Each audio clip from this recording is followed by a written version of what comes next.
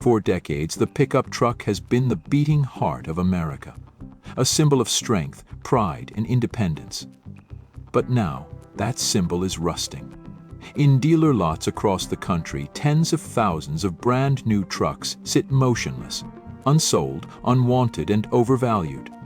Once a ticket to status and success, these massive machines have become a liability, not a dream. Over the past decade, prices for new trucks have exploded, climbing more than 60%. A fully loaded pickup now costs as much as a luxury car, sometimes more than a small house in the Midwest. Yet, despite the soaring prices, wages haven't kept up.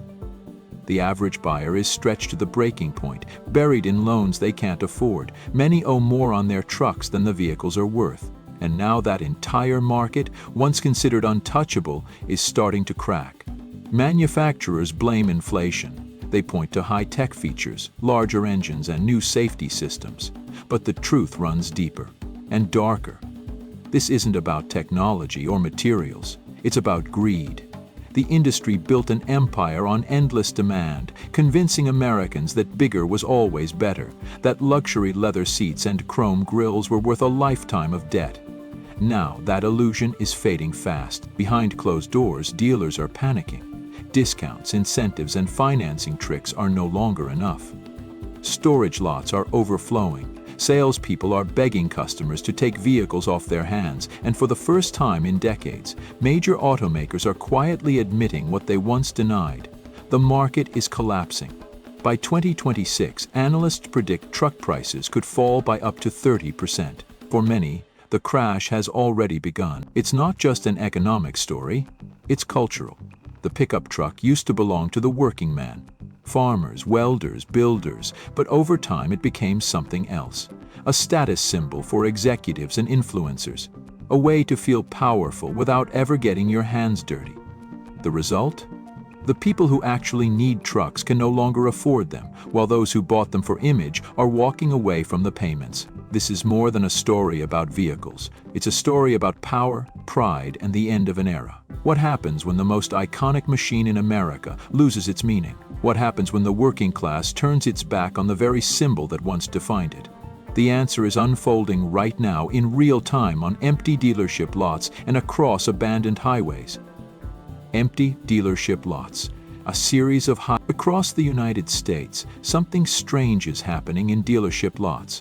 What used to be the loudest, busiest corners of the car market, rows of gleaming pickup trucks, symbols of American pride, have turned silent. Massive vehicles sit in the sun, collecting dust. Rows stretch for miles outside cities like Dallas, Phoenix, and Nashville, where dealers quietly admit they've run out of room to park unsold inventory. According to industry estimates, more than 300,000 new pickups are now sitting idle across the country, a record high that even veterans of the 2008 recession call unprecedented. Yet the trucks keep coming. Assembly plants in Michigan, Texas, and Tennessee continue to produce them because shutting down production lines would signal panic to investors. It's a slow-motion disaster, visible to anyone willing to look past the marketing slogans.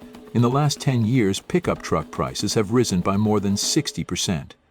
The average new full-size truck now costs over $67,000, 0 cents, up from about $40,000, 0 cents in 2014. For some high-end models, like the GMC Sierra Denali Ultimate or Ford F-150 Platinum, the sticker price pushes past $90,000, 0 cents. Automakers claim this surge is due to inflation, new technology, and advanced safety features. But buyers know better.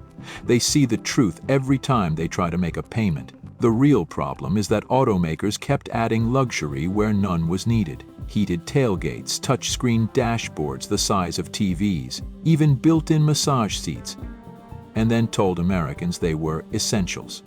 For years, the public played along, but not anymore. Dealers across the Midwest are whispering about a term they hadn't used in decades: oversupply. In Nebraska, one Ford dealer confided to a local paper that his lot was turning into a graveyard. In Ohio, drone footage surfaced online showing thousands of unsold trucks parked in an abandoned airfield, a temporary storage site leased by the manufacturer. The company denied the footage was real, but former employees confirmed its authenticity. "We were told to move inventory off the books, even if it meant hiding it," one insider said under condition of anonymity. They just didn't want Wall Street to see the numbers. Consumers, meanwhile, have grown cautious. Interest rates on auto loans have climbed to over 8%, and many banks have begun tightening credit standards. A growing number of buyers are walking away from deals they would have signed a year ago. According to the fictional but eerily believable American Vehicle Trends Report 2025, test drives for full-size pickups have dropped 42% year over year, the sharpest decline since the global financial crisis. The reasons are clear: too expensive, too big, too unnecessary. Families who once saw trucks as a badge of success now see them as a financial trap. Even advertising has turned desperate. National truck commercials, once booming with country music and patriotic imagery, have shifted in tone. Instead of bragging about power and prestige, they emphasize value, longevity, and return on investment. Some dealerships are offering buy one, get one lease programs, promising a second vehicle at half price just to move metal off the lot. Others are giving away free vacations, home generators, or lifetime maintenance package. "We're selling dreams with every truck," one dealer joked bitterly, but lately, nobody's buying dreams anymore. Behind the scenes, automakers are starting to panic. Executives hold late-night meetings, discussing whether to slash prices or halt production. But they face a dilemma. Cutting prices would anger recent buyers who paid full cost, and slowing production would send their stock tumbling. So they choose the worst option, pretending everything is fine. Publicly, they speak of temporary headwinds and market normalization. Privately, they admit they're drowning in unsold inventory. One fictional but plausible memo leaked from a major automaker's internal chat described the situation bluntly: "We built for infinite demand. Now we're choking on supply." There was a time when a pickup truck was nothing more than a tool. A steel workhorse built to haul lumber, tow machinery, or carry the weight of a long day's labor. In small towns across America, a man's truck said more about his job than his status. It was scratched, dented, and proud of it. But over the last 2 decades, something changed. The pickup stopped being a necessity and became a fashion statement, a badge of identity wrapped in chrome. What was once a practical vehicle for farmers and builders evolved into a rolling monument to consumer excess. The American truck transformed from a work tool into a symbol of wealth, ego, and belonging. And that transformation planted the seeds of the crisis now unfolding. It began quietly in the late 2000s, when automakers realized that profit margins on luxury trucks were far greater than those on standard models. A basic work truck might yield $3,000, 0 cents in profit, but a fully loaded trim could bring in over $15,000, 0 cents. By 2015, manufacturers had discovered the formula: add leather, digital displays, a panoramic roof, and call it rugged luxury. Consumers, eager to own something that looked powerful and elite, followed willingly. Marketing campaigns painted these trucks not as work vehicles, but as lifestyle icons. Ford called theirs "Built Ford Proud." GMC promised professional grade. Ram trucks were described as a statement of strength. And America listened. By the early 2020s, more than 60% of all new pickups sold were luxury trims. Some even came with urban editions, polished versions with street tires and color-matched bumpers, designed for city driving, not construction sites. It was a strange sight. $90,000, 0 cents trucks idling in downtown parking garages, spotless and unused. According to a 2024 survey by the fictional American Auto Behavior Institute, 72% of pickup owners admitted they had never towed anything with their truck. Half had never put anything in the bed, yet they paid as if they were buying an industrial machine. The cultural shift didn't happen by accident. It was engineered. Focus groups revealed that buyers associated trucks with toughness, reliability, and independence, traits that automakers learned to package and sell. Dealerships began displaying trucks under spotlights like jewelry in a showroom. Financing offers promised the feeling of freedom at $999, 0 cents a month. The industry even coined new terminology: lifestyle truck, executive pickup, weekend warrior. The result was predictable: a generation of Americans who bought trucks to feel powerful, not practical. The irony is that the people who actually needed trucks, contractors, farmers, small business owners, were slowly pushed out of the market. They turned to used vehicles or cheaper imports. The American pickup, once the backbone of the working class, became the toy of the upper middle class. In a fictional report leaked from the National Dealers Association, one executive wrote bluntly, "We stopped building trucks for work.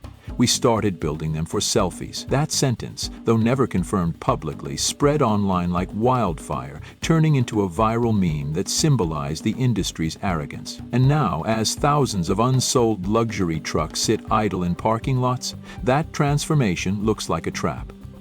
The industry bet everything on the idea that Americans would always want bigger, flashier, more expensive.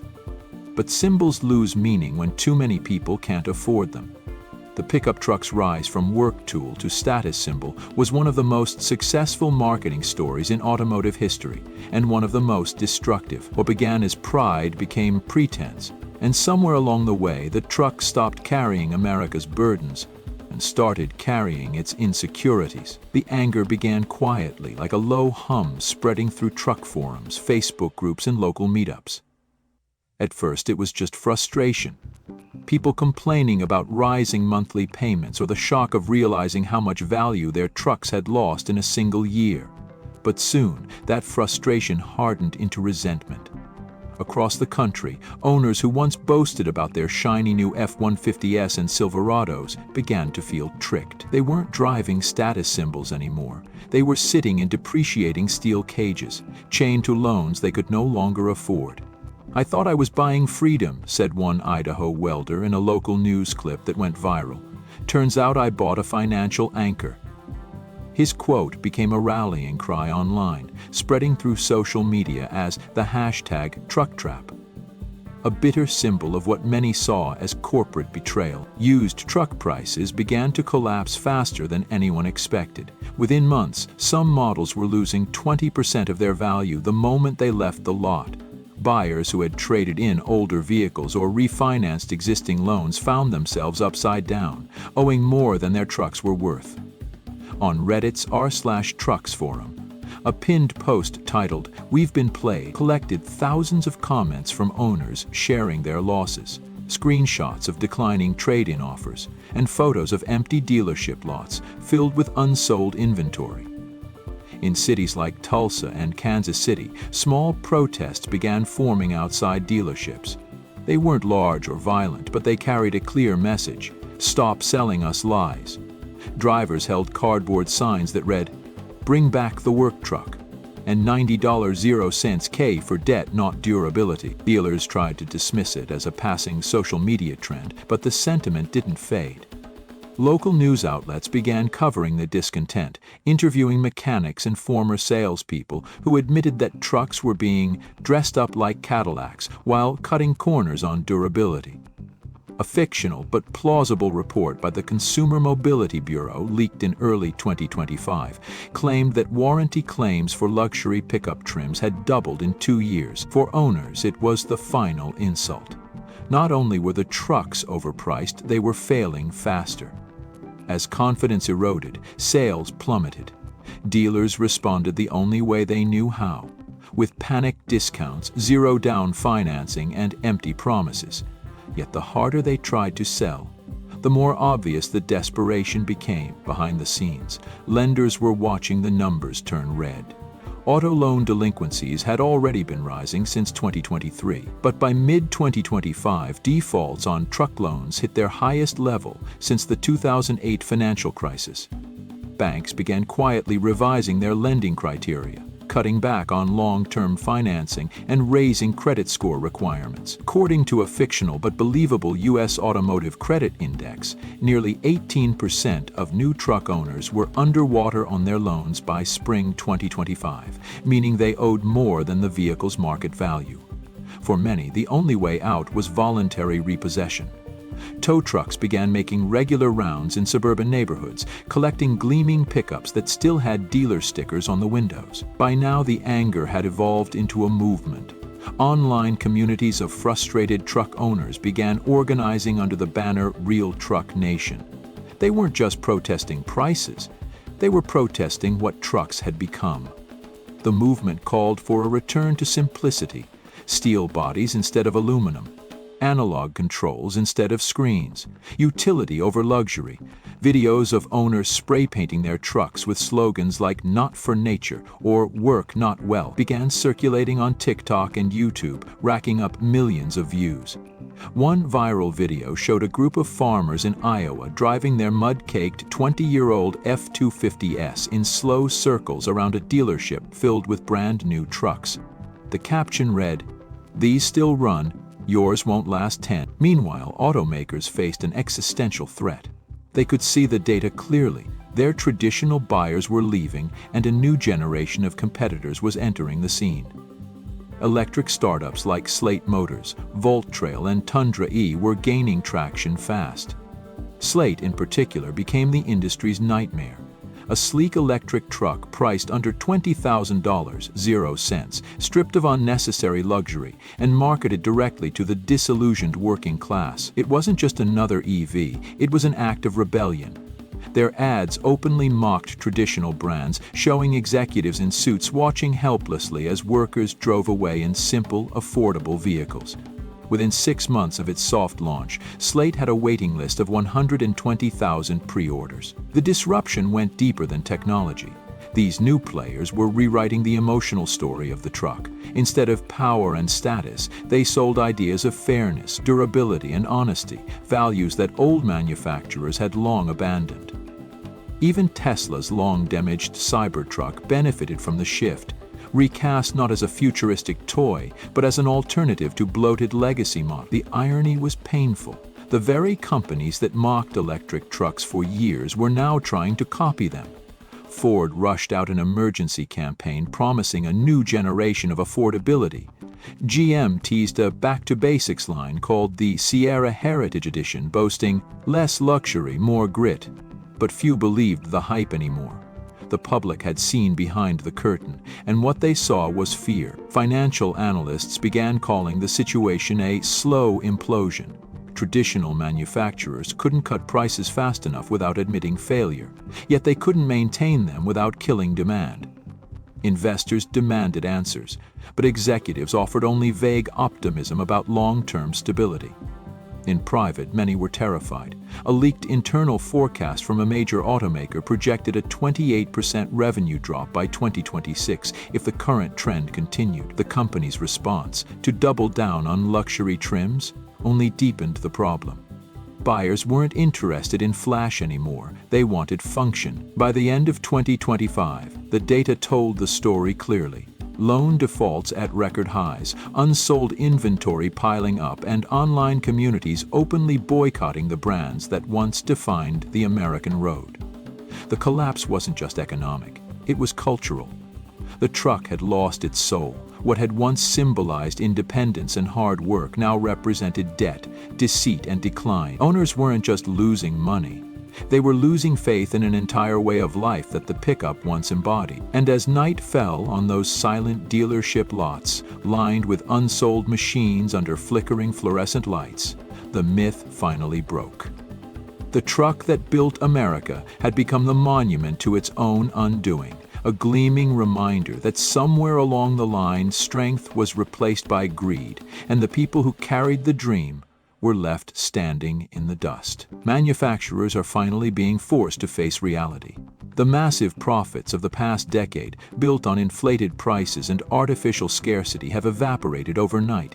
Some automakers have begun quietly canceling production runs of luxury trims, focusing instead on developing stripped-down, affordable work models.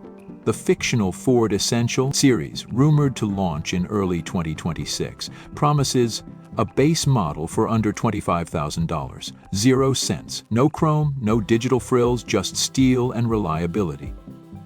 Similar whispers surround GM's upcoming Revive line, a fleet of simplified trucks built with recycled materials and modular parts. Whether these initiatives are acts of reinvention or desperation remains unclear, but one thing is certain: the industry has finally realized that status no longer sells. The cultural damage, however, runs deeper than the financial collapse. For decades, the pickup truck represented an idea of America: self-reliance, strength, endurance. Now that image feels broken. Truck commercials that once stirred emotion with roaring engines and dust trails now draw laughter online. Meme pages mock the once iconic slogans, rewriting "Built Ford Tough" as "Built for Debt" and "Like a Rock" as "Like a Loan." The myth has cracked, and consumers have stopped pretending not to see it. Truck ownership, once a symbol of pride, now carries a faint sense of embarrassment, a reminder of excess, of being fooled by a dream that turned out to be hollow.